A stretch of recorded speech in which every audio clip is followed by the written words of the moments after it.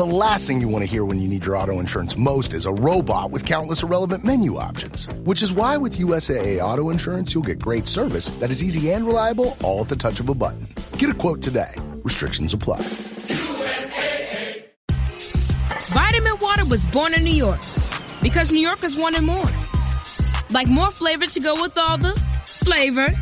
A refreshing drink after climbing 6 flights of stairs to a walk-up apartment, or standing in the subway station in 100-degree heat. Focus when I have an 8-hour shift, and Triple X after I was out all night at a club. Call Triple X. Drink vitamin water. It's from New York.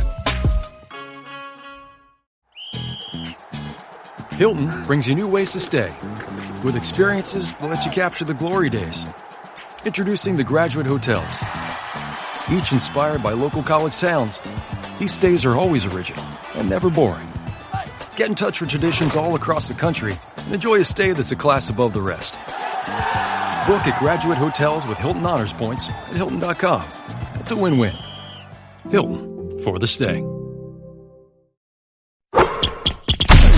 From the Fifth Quarter Studio in Madison, Wisconsin, you're listening to the Basketball Leadership Podcast.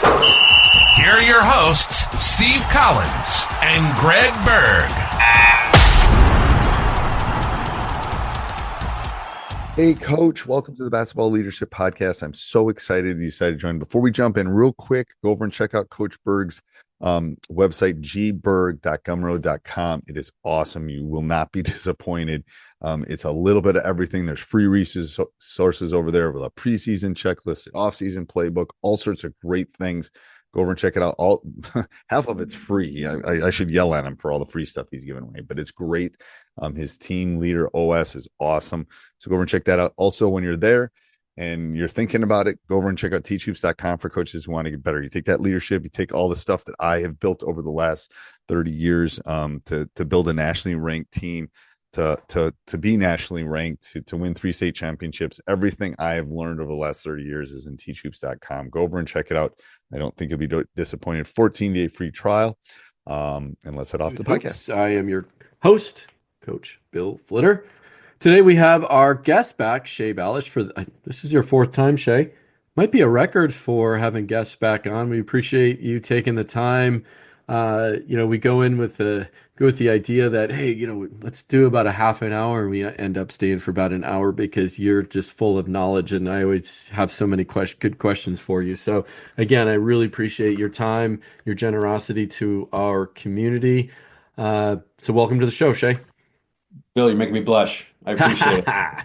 This is fun. No, this is fun. It's a great conversation, and this is the way it should occur. It's not a lecture. It's not a, it's really enjoyable just to be here and have a great conversation. And without PowerPoint slides, right? Exactly. Exactly. So Shay, for our listeners who are tuning in for the first time, who's Shay? What do you do? So I guess the interesting background for me is I'm a horrible Canadian. I don't play hockey. Never really skated at all. Soon to be a Canadian American. Yeah. You're reading the news. You know what that joke is all about. Who knows? I read the news quite closely, and it's actually a fun thing to debate. It's not so clear cut. I think a lot of Canadians pushing back on it, but it's not so clear cut. But anyways, I'm a big basketball playing Canadian. I played at the university level, coached. I come from a family of coaches. My father coached for many years on the East Coast of Canada. Ended up doing a PhD in sports psychology. Was working at the University of Toronto for a very short time before I left to build this company. And it's been just so fun to try to use technology to create more value for young athletes in terms of their health and their performance. It's just so fun. And, technology, if you define it right, is doing more with less. And when you can give back and actually create real value, it's really fun. So this has been a fun transition for me, away from academia, away from being an applied sports psychologist to, I guess, an entrepreneur. But it's enjoyable to come back on these types of media platforms and have great conversations. Yeah, well, awesome. And you guys are doing a fantastic job of what you're doing over at Curb Health. So we really appreciate that. So we're going to be talking about, and if you're a sports fan and you can't ignore it, the NIL, what it becomes to become an elite level athlete in today's world. The landscape is completely changing. What parents have to do to take, let's say, their freshman basketball player, even younger, all the way through to, college and then beyond. So let's just dive in um, and talk about this. So one of the big things with the NIL and social media is getting the highlights up there and how should a family start thinking about building the athlete's personal brand, and what are the potential pitfalls of the just doing it too early, and what's too early? We're focused on right now, for our discussion, kind of this high school age, right, athlete. So Absolutely. thoughts on Absolutely. that? The journey, yeah, it is.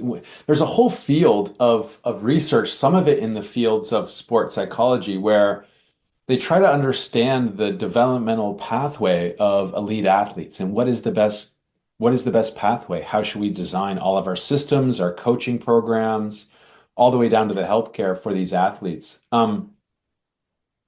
In terms of building out a personal brand in this new world of social media, really, Yeah. people are leaving traditional media, and recruiters and coaches increasingly relying on short tidbits, less and less so on kind of word of mouth.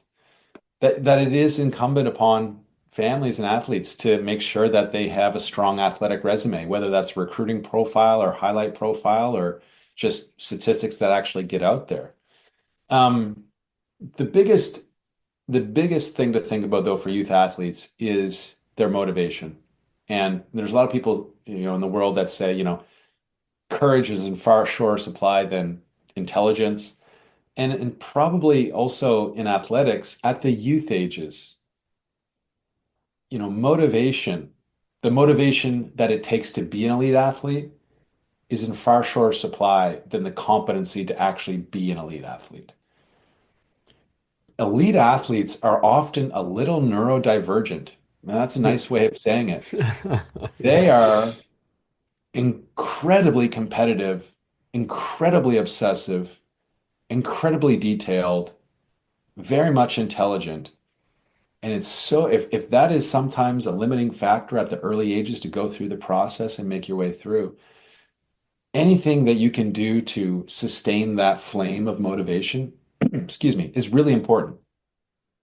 In our current state of youth sport, I think it's very easy to really blow out that candle, to blow out that flame. And parents are often the biggest culprits out of their own, the goodness of their heart and the care they Right. have for their athletes. They often believe, as any parent would, that they know what's best for their own kid, and will try to push them into scenarios where oftentimes the motivation may start to falter. And that's one of the scariest things. And so creating the conditions creating the fertile ground for your young athlete to blossom into elite athlete is probably the only way and definitely the best way. Forcing it, especially for these young athletes that are competitive themselves, sometimes can backfire. To finish this little rant, I would say what comes along with this elite athlete mindset, this like ruthlessly resourceful, competitive, all in Disciplined, mindset. right? Sorry? Disciplined. Discipline, absolutely. But what comes along with that sometimes is this need for autonomy, this What do you need, mean by that? the need to dictate what their own life and their own behavior. They become very independent minded. That often you see that come along with competitiveness, sorry. Yeah. And I think parents should be aware of that. So if you got a really competitive athlete, That's an amazing thing. Create the conditions to let it flourish, and be very wary around thinking you know what's best for the athlete to do, even if you do know what's best. So, for example, to make this practical, Yeah. if you have a young athlete that it's very clear they should be doing some additional thing or some different direction in their youth sport career, for a parent to go and mandate that and saying, "Hey, you have to do this. I know what's best." There's that risk of a fight. I mean, we all know this if you have kids. I don't have necessarily have kids, but I have friends, and I hope to have kids someday. But if you can put that kid in conversation, maybe with a peer that's 3 or 4 years older, who that peer then tells them, "Hey, I went this other direction that your parents were saying. It was actually the best path. Mm. You should look into that." That type of behavior, that type of interaction will be so much more valuable than a parent trying to mandate it. And so, Yeah. getting back to this question of what does it take to be an elite athlete? Motivation at early ages is paramount, and parents can do that if they can do that. And there's times to mandate certain things for your children and tell them what to do. But if you can just foster the right environment where the right ideas bubble up to them and they feel it's like their own, they're going to be more successful, right? If you want Yeah. something done, convince the person you're telling it to that it's their idea. Exactly. Yeah, and as a parent, we often just, I know best, so do it. I'm just trying to save you all of the, trial and error. It's like, right? The other thing when it comes to elite level athletes, I've had this discussion over and over. My athlete doesn't take it serious. Okay. And, then they'll explain what that means. Now, there's the, oh, they don't want to go to practice type of not taking it serious. But then there's the, serious of, well, look at her on the court. She's laughing and she looks like she's goofing around all the time. And I started to buy into that, and I started to fall in some cases to the pressure of, "Hey, you're not taking it serious enough." And until I realized, looking at stats, looking at um, really truly what was happening on the court with this particular athlete and athletes like this, excuse me, uh, she was just having fun. She was enjoying being competitive. So let's not get caught up in this idea of, I got to have this killer mentality and I just have to be out to, kill the opponent and, destroy them. I can do that with a smile on my face and still be competitive, but that's not how we perceive this type of elite level athlete. Would you agree?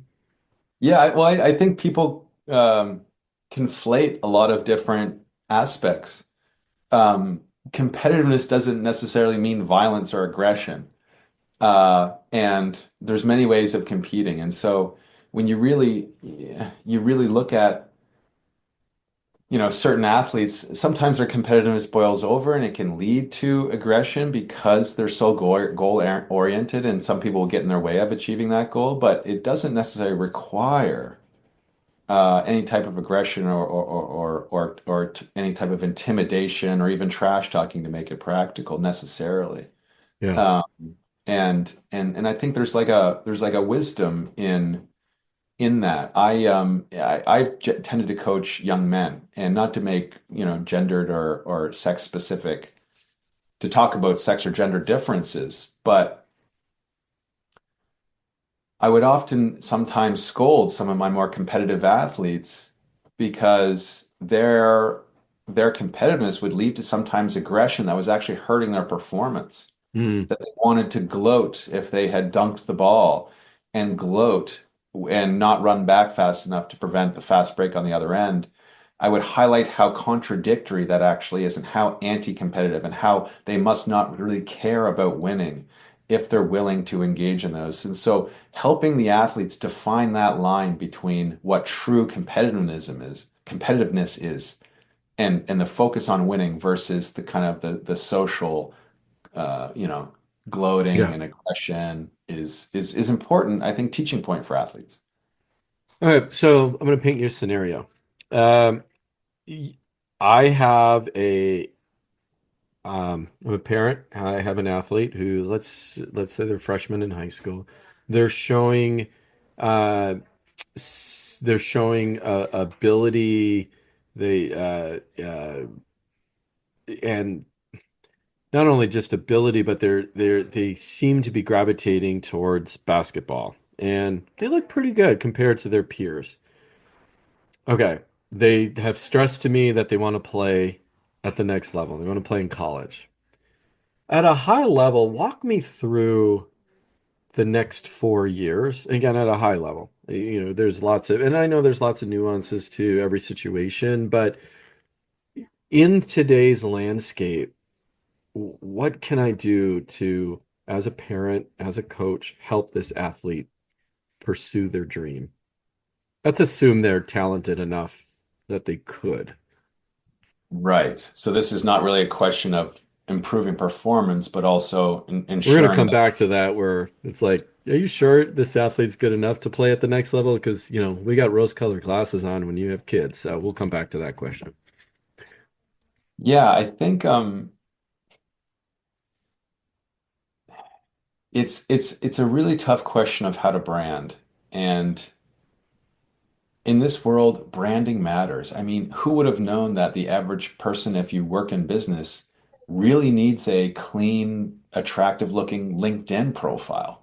But you do, right? Yeah. And signaling our qualities in the society is really important, and it matters for athletes, and parents can help with that. Now, the first thing to recognize is athletes usually have an understanding of how to go about that. Um, Setting the right expectations for what the next level is probably one of the best ways to ensure that you do make the next level. And having the long-term vision in mind. Very few people go on to pro sports. And so if you do recognize that the athlete and the parent recognize that their athletic career likely ends at the next level, if they're not going to the WNBA or the NBA in particular with basketball, Mhm. that I have found that that can help recalibrate where they want to go play university or college basketball. Hmm. And Makes sense, that I can think. help Yeah. them more likely find a place, whether it be a D2 school or even a JUCO school or some other institution. And it allows them to start to optimize for other qualities than pure sports. Maybe, the actual quality of the education will matter more for some of them. But practically getting on, like building a recruiting profile, putting the stats out there, and getting in front of the right coaches really makes a difference. Certain recruiting companies are better than others, and they can help you. Um, but in this age, a lot of coaches are, and especially if you're not going to the most competitive programs, which again, if you're, maybe you're not going to the top school you want to go to that are the best in the nation. The schools that have less competitive programs, which the athlete is more likely to find themselves, joining that team, they also care sometimes, what in my experience, they seem to care about other qualities as well. It's not necessarily pure athletic potential. They care about having a good culture on the team. So if you can start to differentiate yourself among your peers on being a cultural lightning rod for your team or making your coach's life easier by facilitating good sportsmanship on the team or showing that you're going to increase the average GPA of the team by being a great student. These things are often overlooked. They're often overlooked. That's so those are the two things really is differentiating yourself with the intangibles because there's a lot you can bring to a team that's more than pure athletic performance. And then the second of all is you got to get really good at branding yourself and in this social media landscape, getting in front of the right people, the right coaches at the right time. Um, there's no two ways about it. Yeah, and I guess also being on the right AU program helps, the high school program. We're seeing a lot in recent years of athletes going and creating super teams, right? Being recruited in high school, right? In high school, right? And they're it's all, it's prevalent everywhere in every community. I have opinions of that, and I don't know. I think in a lot of cases, we're robbing our kids of being kids and all that comes with being a teenager on one hand. And the other hand is, well, who says that that isn't the right path for an individual? Um, but at the same time, it's like, what's going to last longer, them as a human being productive in society, or them playing basketball, right? So, Absolutely.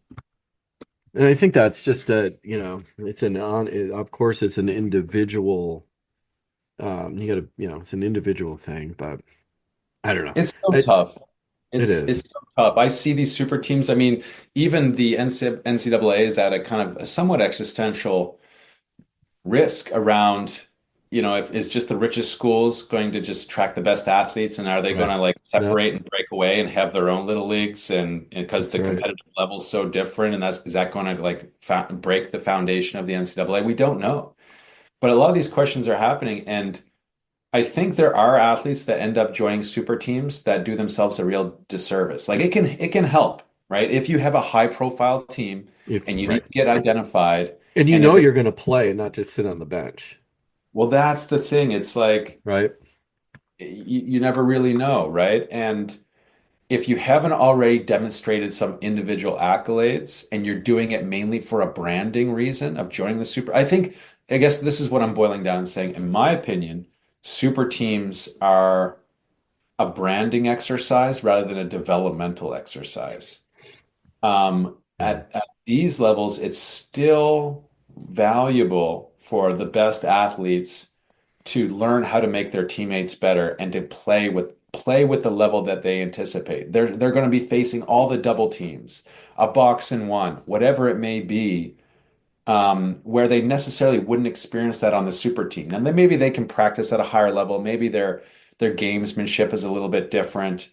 But I think the actual, the reps they get in games is going to be far less being on a more even key, a higher talent level team. And so athletes that do that prematurely are really, stalling their progression in the hopes that they're just going to get identified and go to a great school. Well, this brings up the question that I hear all the time, even at the lower levels, the grade school levels. They have an opportunity to be on an AAU elite team and sit on the bench, or be on the B team of that same group, that same club, and play all the time. Mm-hmm. Also, the parents get all upset when their daughter or son doesn't make, let's just call it varsity, and they are on the JV team.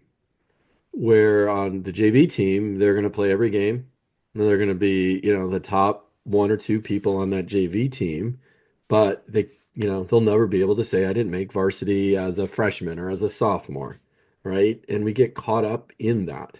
Okay, so I think you've already answered this question, but if I'm faced with a choice, again, generally speaking, more playing time on a second tier, let's call it JV, or a second tier, AAU team, versus very limited minutes in a game, but I do get to practice twice a week, or depending on, the AAU team or the high school team, 5 days a week against the better athletes, but I don't see much gameplay. This episode is brought to you by Indeed. When your computer breaks, you don't wait for it to magically start working again. You fix the problem. So why wait to hire the people your company desperately needs? Use Indeed's sponsored jobs to hire top talent fast. And even better, you only pay for results. There's no need to wait. Speed up your hiring with a $75 sponsored job credit at Indeed.com/podcast. Terms and conditions apply. Halliday presents, in the red corner, the undisputed, undefeated Weed Whacker Guy. Champion of hurling grass and pollen everywhere. And in the blue corner, the challenger, extra strength Halliday. Eye drops that work all day to prevent the release of histamines that cause itchy allergy eyes. And the winner by knockout is Halliday. Halliday, bring it on. what's the advice you would give a parent? My advice always, and this is the least interesting thing I can probably say on this podcast, is that each athlete and parent needs to look at every opportunity for themselves and really understand the nature of it. Maybe you have a phenomenal coach and all the practice, like sitting on the bench or getting, 7-10 minutes a game versus, 30 or more, uh, might not matter so much if you have a phenomenal coach and you really need that exposure being on a certain circuit, for example. Hmm. But if your athlete's still really growing and starting to solidify themselves as a top tier athlete, getting the reps in game of having the ball, making decisions, facing the double teams, in my opinion, is better for performance. Now, that is a general General, of statement. course. Yeah. Yep. I always say look at the individual differences and between the opportunities that you have. Yeah. Yeah, we're at a crazy time right now too. 2025, uh, uh, college recruiting is changing. The NIL is, it was well intended. It's not being, in my opinion, executed very well. Uh, just 5 years ago, you could say, okay, it's a more clear-cut path. This is what you have to do to play, and um, but now it's cloudy, and it's going to probably be a little bit cloudy over the next few years. I've talked to, a couple athletic directors at college, and they'll say they'll never recruit out of high school because they'll just go to the portal. At least at least they've been in game situation, a lot of these players, right, that are in the portal. And why not spend time there? Athletes getting paid now, and crazy, they're leaving. They finish, March Madness, and top four teams, and the next year everyone is gone from that team. They were just in the top four, right? The final four. And now everybody's gone looking for other opportunities. So this whole idea of loyalty and building a program uh, is gone, at least right now, until something changes it and kind of settles it down, right? Yes. I think that sports, the dark side, and as someone who loves sports and has played it his entire life, Yeah. to be honest about the dark side of sports is that it can sometimes foster a culture where people over rely on the gains to their status, to their ego. And there's many things in life that people can, can make a poor decision and go down the wrong path for. And sometimes those paths, it's chasing ego. And you can look at a number of athletes who maybe go play university for a couple years, don't really focus on their education, spend 3 years in a pro team making a little money, and they come out and all of a sudden they're late 20s. They don't have a career set. They wish they did. They feel the time's behind them. And they made a seemingly wrong step in their life, something that at least in their own words, they would regret. So there are some aspects of that. And then what I think now has even kind of put this status chasing motivation at its highest level is social media. And so if you can have a conversation with your athletes that can help them understand how chasing status could actually be a detriment to their whole sport experience, and that they're very unlikely to go play pro sports, and that they should focus on a phenomenal experience playing sports, building friends, getting a good education, that can help them reset and change a lot of the decisions they might otherwise make. Because sports is a lot of time, and there are big opportunity costs of doing that. And I even think there's companies in this space that end up trying to sell a dream Yeah. too much. Yep. I totally agree. And it's easy to prey on parents and athletes who want that dream. But the way to evaluate that is to look who sometimes regrets those decisions. And there are many athletes that go on and kind kind of miss out on other aspects of life and they regret them a little bit. And so having those conversations with your young athletes is important. It's hard to do because the nature of being a competitor is go all in, right? Yep. Burn the boats and be as best you can and try to play at the highest level possible. And that's what ultimately we should be doing. But a little awareness of the costs of doing that can help people recalibrate their decisions, I think. Yeah, and I always this fine line of, someone telling me, if I'm training a kid and, it's like, oh, he has aspirations to play at the next level. Well, and I work them out and I'm like, and okay, we got a good workout in. And it's like, okay, maybe next practice he cancels, reschedules. I always got this going on and that going on. Or I just realized like, man, you're gonna have to put a lot more work into this to get to realize your dream.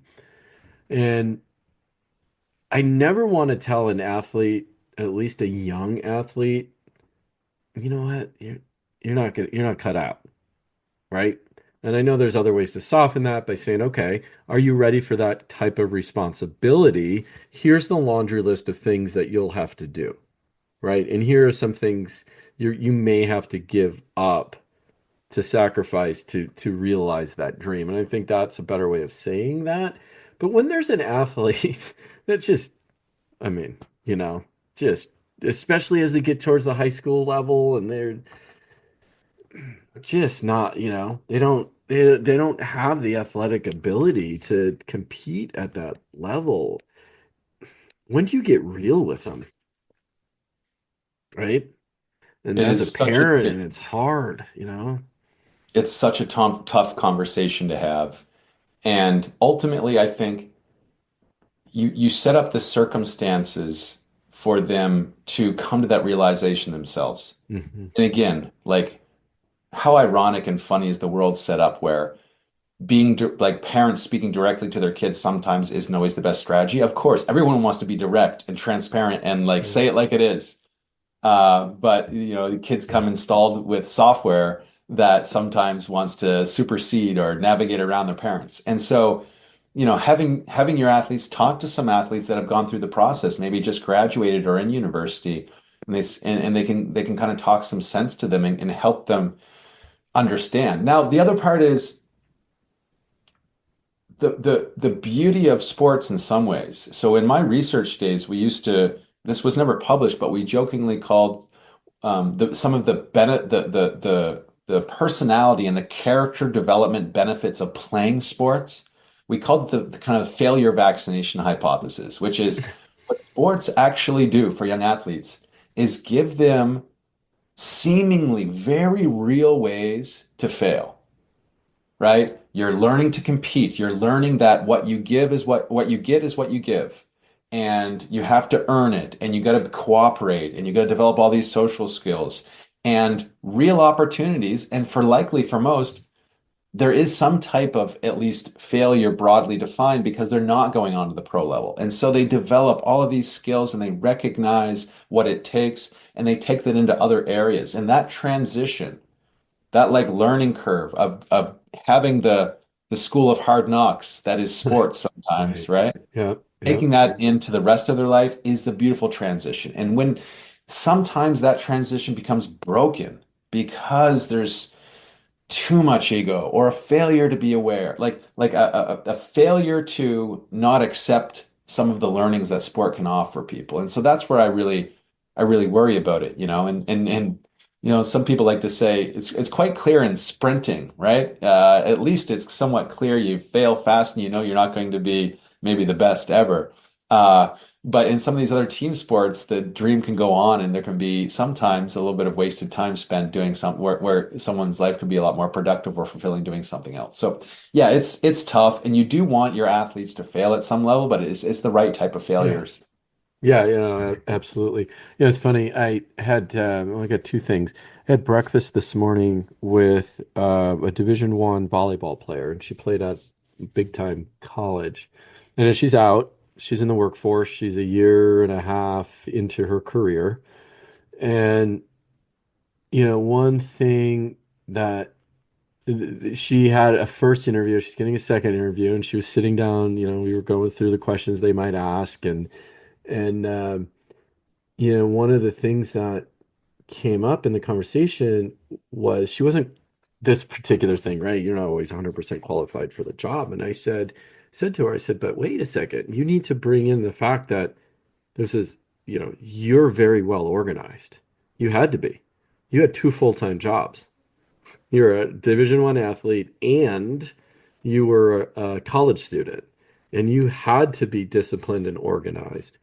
And that's what employers want. They want you to be disciplined and organized, right? And be able to manage multiple projects. And they said, this is exactly what you did. And you need to relate it back to your athletic ability or your experience as an athlete. And I bring that up because of the life experiences sports should be teaching us. And I don't care. You don't have to be an elite level athlete at a, Division I program. You can be an high school athlete and learn those same skills. And if we as a coaching community realize that we're not teaching the sport, stop teaching the sport. If I was on my bandwagon and could, had my magic wand and, stand on this pedestal and say, stop teaching the sport.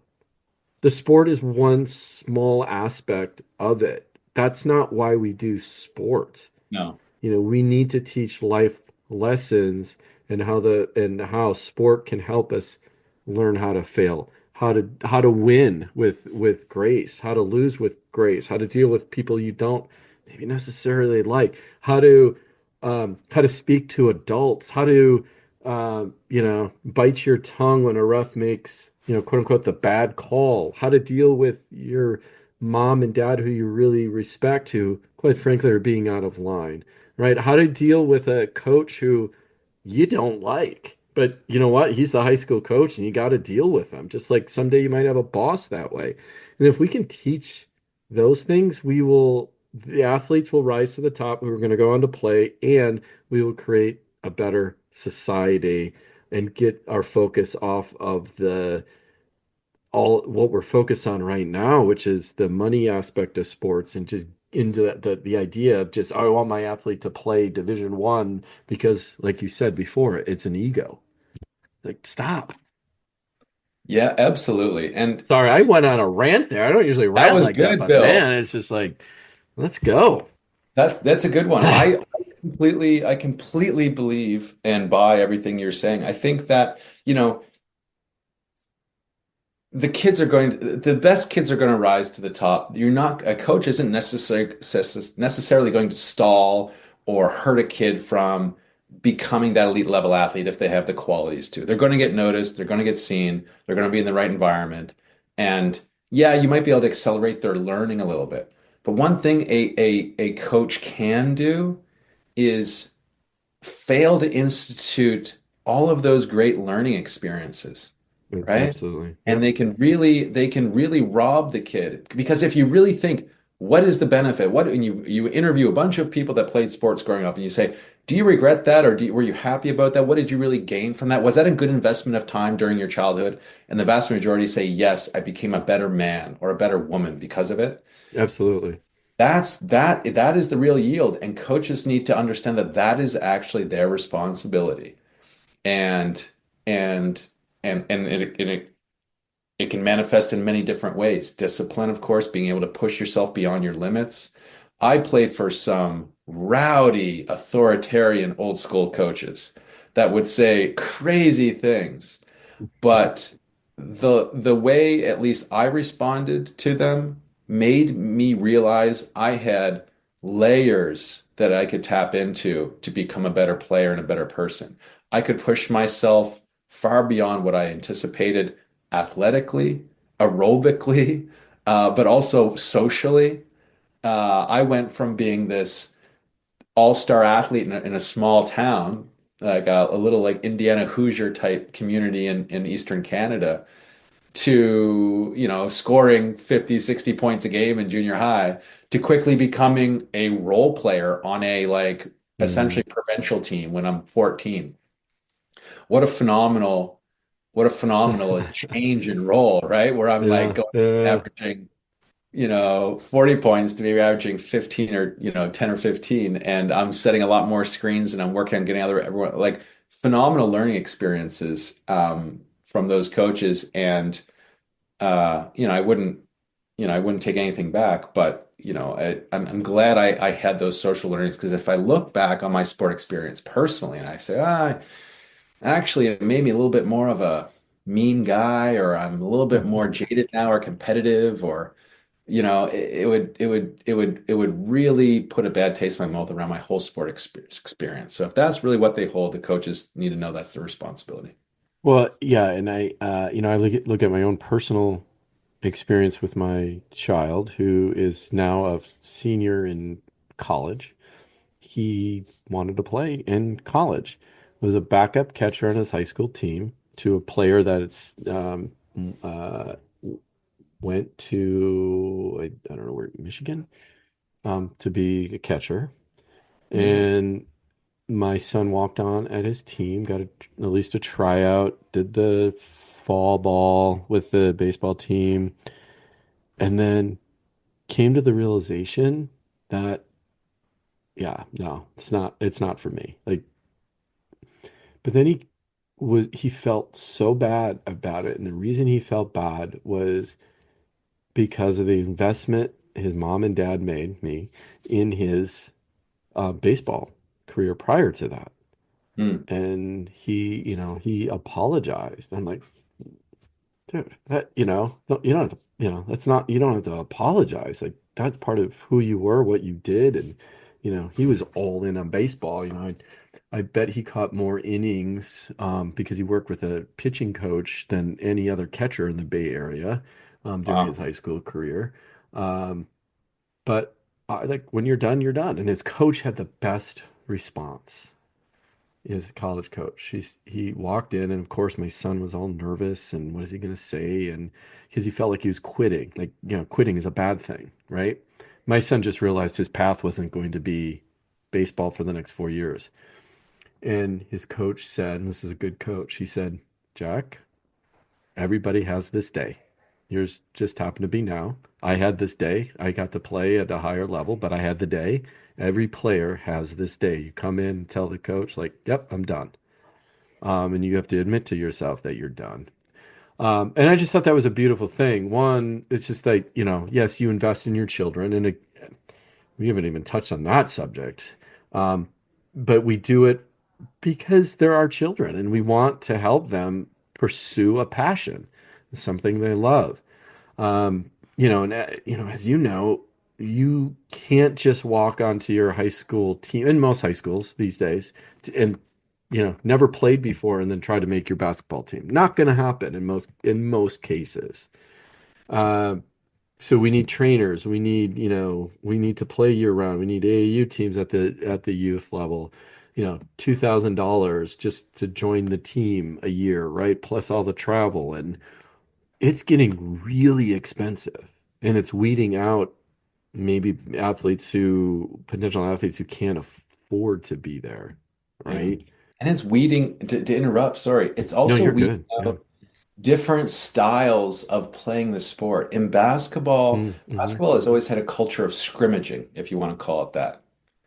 Pick up hoops. Oh, You right. shoot Yeah. court, winner stays on, and you keep playing. And Yeah. that nature of interaction, there's real learning there that occurs. Um, and it seems to me like that stuff, those experiences or opportunities are also no longer relevant. It's highly regimented basketball that's um Organized by adults. There's no organized. free play, right? Yeah. Uh, And, there's, and when you really look at some examples of basketball, let's just take some like stereotypical examples. Inner city basketball, often, dominated by the black community. Amazing. Talking about Rucker Park. mm-hmm. Those environments produced phenomenal athletes with amazing talent. Now, of course, they had phenomenal coaches in there, but do we really think all of that talent development could be attributed to those amazing coaches they had in there? No, the nature of the scrimmaging, the nature of that pickup basketball teaches all these amazing instincts and workings. And so it's almost like this topic is around the nature of becoming an elite level athlete and what it's like. Those opportunities are so fleeting now that I feel like there might be opportunities to recreate them. If you were to say, gun to head, hey Shay, parents listening to this, what's the number one thing they could do to help their kid become a better basketball player? Probably just playing with older players. Mm-hmm. And if they have the second option, probably be playing with younger players. Age mixing, we've talked about previously, Yeah, we but talked about age mixing. it can be a phenomenal learning way, like to scaffold, right? When you have a gifted kid in high school, we've all heard about those kids that drop out of high school and finish a PhD at Berkeley when they're 18, right? And there is ways to kind of go, and often if you even study those precocious kids, they often are studying and learning and involving themselves with much older individuals who have captured some type of skill or content. So that is another easily overlooked aspect, like getting your kid into scrimmages with older athletes and maybe younger athletes, but at least older athletes to start with, where they can start to adapt to the tricks of the trade, and learn those skills. It can be a really valuable learning experience. Yeah, and I always, well, two things come to mind. I always think, oh, we're dating ourselves if we're thinking kids are going to scrimmage and just go do a pickup game, right? Because honestly, when do they have time? Yeah. When do they have time? They have AAU practice twice a week, and then on the weekends they're off to a tournament all weekend. Sometimes Friday, Saturday, Sunday, right? 40 weekends out of 52. So when do they have time just to call a bunch of buddies and say we're going to meet? They don't. They're overscheduled, and they might, basketball might be one of the activities that they do. So, this idea of just allowing kids to have free time, free play, it's not like what it was when we were kids, and I'm much older than you are. We didn't have the electronics, and that's what we had. We had to go out, ride our bike, go down to the courts, And the thing about basketball is obviously you don't need, all you need is a ball and a hoop, right? You don't even need a hoop if you're just practicing, but you're dribbling. I don't know. I think about this idea of a scrimmage and winner stays on the court, right? I always get pushback from the younger athletes and I say we're doing a scrimmage, and I said it's always winner's ball.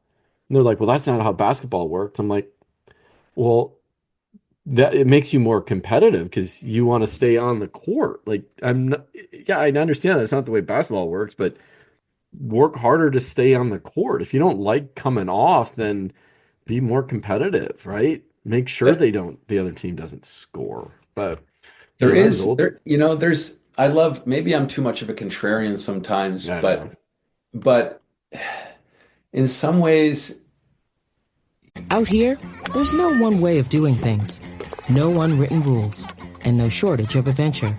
Because out here, the only requirement is having fun.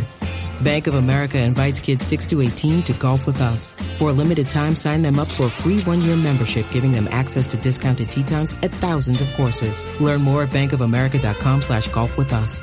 What would you like the power to do? Bank of America. Restrictions apply. See BofA.com/golf with us for complete details. Copyright 2025 Bank of America Corporation. Llévate más de lo que esperas todos los días con el nuevo Big Value en McDonald's. Ahora puedes comprar uno y sumarle otro por $1.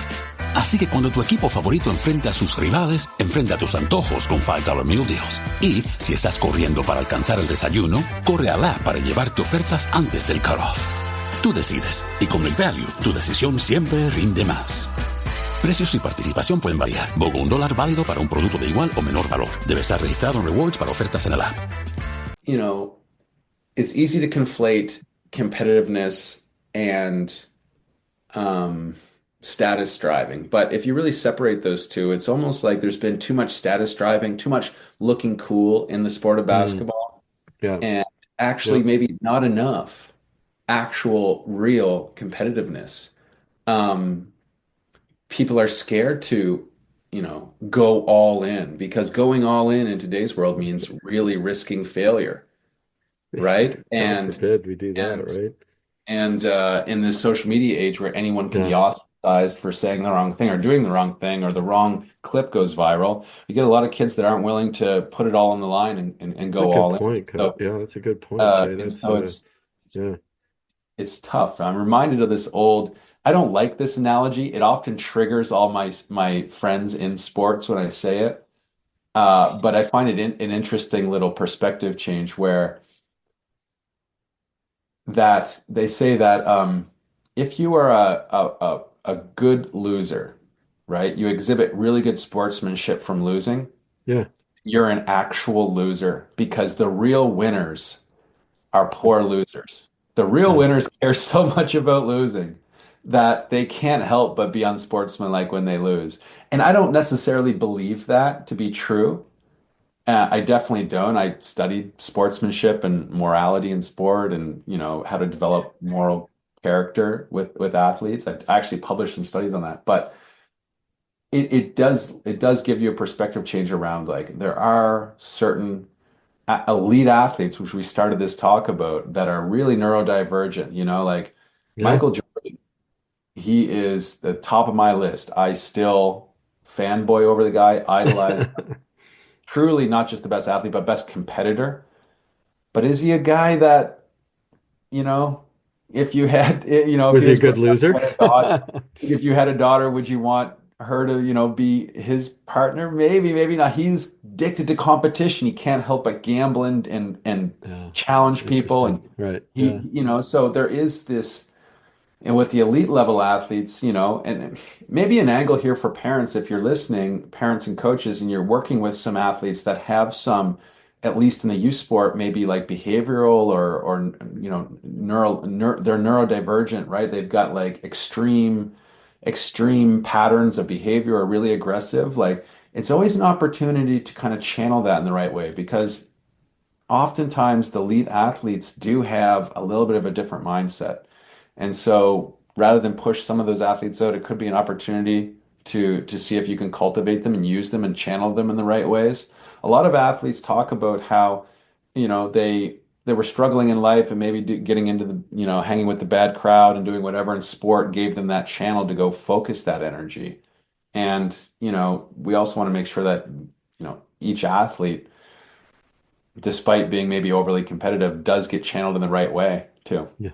Yeah, yeah, you're absolutely right. And this has been a fantastic subject, and this is one that is going to continue to evolve what it takes to be an elite athlete in the changing landscape that we're in right now. Uh, Shay, how do you and how does Curve Health help elite level athletes? So what we do is we give competitive youth sport athletes the resources that pro athletes often receive. So until really the last year or two, all of the best sports science monitoring tools and the best expertise, we're talking sports psychology to focus on your mental tactics and tools, your best sport nutrition, so you're fueling your body the right way, the best way to understand your injury risk, including your sleep and how you're moving, all your various movement patterns, your strength, your flexibility, all of this expertise to measure and manage that was really only available to pro level athletes because it was so expensive to bring it to the youth level. Well, youth sports changed, amateur sports changed, and a lot of these athletes could immensely benefit from that if it was more cost effective. The advancements in technology that we've been using AI to do biomechanical movement screens or computer vision assessments, or bringing in sports psychologists and nutritionists through a technology platform, we have built it in a way that elite youth level athletes can get access to these resources that they otherwise really couldn't have access to. So that it's an economic innovation, but also a technological innovation. So we're bringing now what we call the Curve Collective to elite level athletes. It's a membership model. Parents and athletes, they sign up and we work one-on-one with the parents to keep them fully informed, but we surround your athlete with a dedicated team of experts that are all focused on helping your athlete in a healthy way achieve the next level of play, right? To go on in their athletic career. So you have a dedicated sports psychologist that works with the nutrition, that works with the injury prevention specialist, updating the parents, working with your athlete, and it's all cost effective. So that And really that's hasn't been done before, and that's really what we do. Yeah, and it's amazing. Coaches, go check it out at coachingyouthhoops.com/health. And Shay, tell the coaches what they get when they go there. Absolutely. So for what we're doing for Coaching Youth Hoops, we have created a pretty powerful reporting tool. So we want to come out to your community and give coaches in a way to opt in all of their athletes into this and give them free access for the rest of the season to the Curve Collective. But we don't just want to ask coaches to pass this on to their athletes. We want to give coaches some value here. So what we've built for coaches is a reporting tool. All you got to do is sign up. It's not a lot of work. You just sign up, put your name in. We're going to send you some emails. You're going to get your own link to onboard your athletes. If they onboard, experience the Curve Collective, go through the evaluation process, we're going to give you as a coach a report so you can better understand the nature of your team. What are the mental obstacles or mental skills and strategies that are really struggling with? Where are they lacking some nutritional guidance? What do they really want to know more about? What about their sleep and their injury risk and where they're like reporting some issues? We aggregate that all together into a monthly report for coaches. So it's just a more informed way of coaching your athletes. Plus, you get to give them, which will often be their very first experience with sports science tools, right? These are high performance tools that have often only been used in pro sports. I love that. I mean, just the idea that as a youth coach, I have a team, and in today's world, and if you're, that elite level athlete, it's going to take a team, and you guys, you've done it such that you've kept the costs low, and bring a powerful set of tools to youth athletes. We appreciate you, Shay, bringing that to our community. We appreciate everything that you are doing to contribute to keep kids healthy, physically and mentally. It's a huge undertaking, and and I wish you nothing but success. We hope to have you back on the show real soon, and look forward to these deep dives. This has been a tremendous conversation, and like you said before, there's no one answer. At least we're raising the discussion and having these, and to put questions into our listeners' mind too on how to handle these situations. So again, Shay, thank you. Can't thank you enough for what you've done for our community. It was a pleasure, Bill. Really appreciate it. All right, coaches, till next time. And again, go check out Curve Health. Go to coachingyouthhoops.com/health, and we'll see you on the next episode.